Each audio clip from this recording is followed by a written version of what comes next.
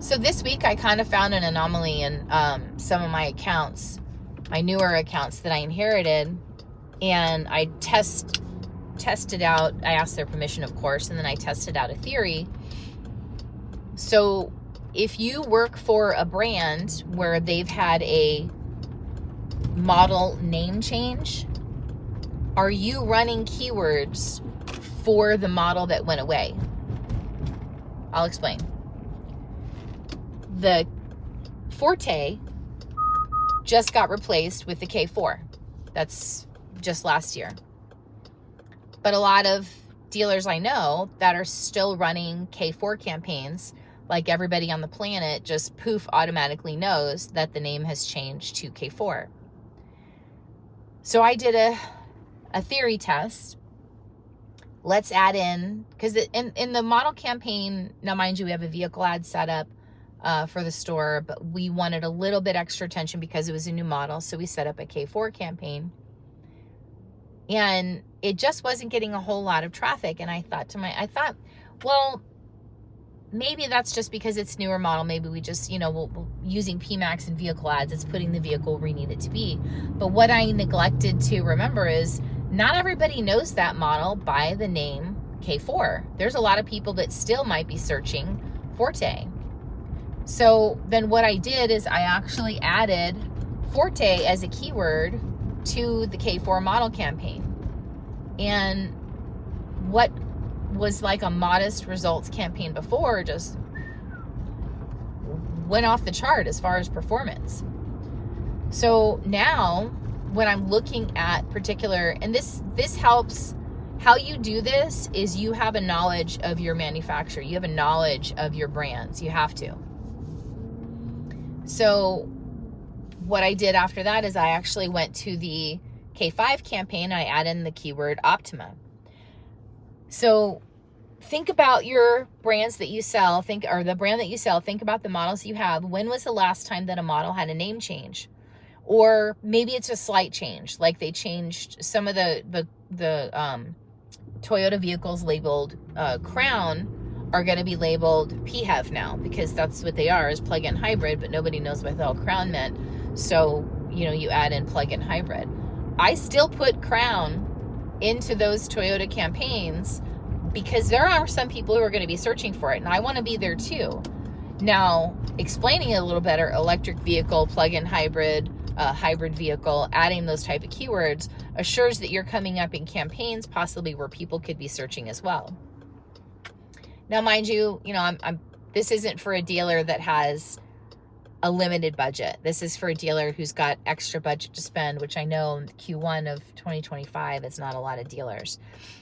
But this assures you're getting attention both on the SRP, and then the VAs make certain that you're getting attention on the VDP. So another anomaly I found in one of my campaigns is in my service campaign, I found that the word motor being added to the brand actually triggers a lot of clicks and impressions, but not a whole lot of conversions. So what I then did is I removed that Toyota motor, Ford motor, Kia motor. I removed that from the service campaign. And again, the quality of the traffic level dropped, but the quality of the traffic definitely improved. So if the name of the game is efficiency for you, as a dealer, that should be what you're inspecting. You should be asking to look at the keyword setup. Do you have keywords set into a service campaign for, if you're at a Ford store that say Ford motor? We probably want to remove those because those aren't going to really generate a whole lot of quality traffic. For the brands or the models that are discontinued, you even want to go back, like the K5 changed from the Optima, I want to say it was over a year ago, maybe a little bit longer, I'm not quite sure. But we're still getting Optima searches out there. Like there's still people searching for Kia Optima. Again, we have to stop thinking like everybody looks at buying a car in the car business as we do. We're in the car business not because it's an easy business, because anybody who's been in this business longer than 3 years knows it certainly is not. We're not in this business because the stores are run so smoothly and elegantly by these great, hugely educated people. I'm not dogging on car people at all. They're educated in different ways. A lot of the car guys I met, they don't have college educations, but they damn sure sight are smarter than any college student I've ever met. That's for damn sure. So you have to approach that in a way that a consumer would, that someone who isn't around cars all the time. So we always look at it and say, oh, the Forte is the K4. Bottom line, we don't need to yes, you do absolutely need to advertise for the Forte, because other people don't look at the car business like we do. They're not subscribed to automotive news like we are. They're not keeping on, that's not in their populating their entire Google feed is car news like ours is. Things like that we have to really kind of come back to the customer's perspective, which I see a lot of people looking at down way into the weeds on analytics and way in the weeds on the way the campaigns are structured, and are they max conversions or max clicks or target ROAS or whatever. And that's great. That's what you lean on your experts for. But it is your responsibility as the dealer to convey to the digital marketing experts that don't necessarily have the car knowledge that those changes happen within the brand.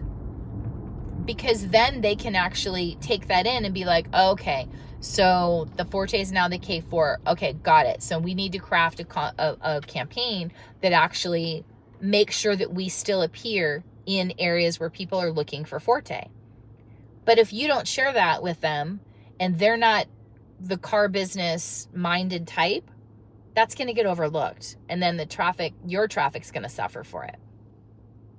So having a good working relationship with your vendor this is one of those moments. This is one of those moments that makes it hugely tantamount to making sure you have that good working relationship with your vendor, so you can come up with these aha moments that just make the campaign more efficient, that just make it work better for everybody. So that's my challenge for this week. I want you to go back to your vendor, your third-party vendor, whoever it is, and I want you to look for if the brand with the word motor is in your service campaign, and what's it doing, how many clicks, impressions, and how many conversions, that's most important, are you getting from that. Number 2, if you've had any models that have changed the model name, the manufacturer has changed the model name recently, I need you to go, and if you have model campaigns built for those new models, I need you to go and make sure that the old model name is actually as an exact match and phrase match keyword in those new model built campaigns. So that's your homework for this week. And talk to your vendor about exploring other anomalies that you see in there that might be triggering impressions and clicks, but not really generating good quality conversions for your store. That's all I got for this week. Happy selling.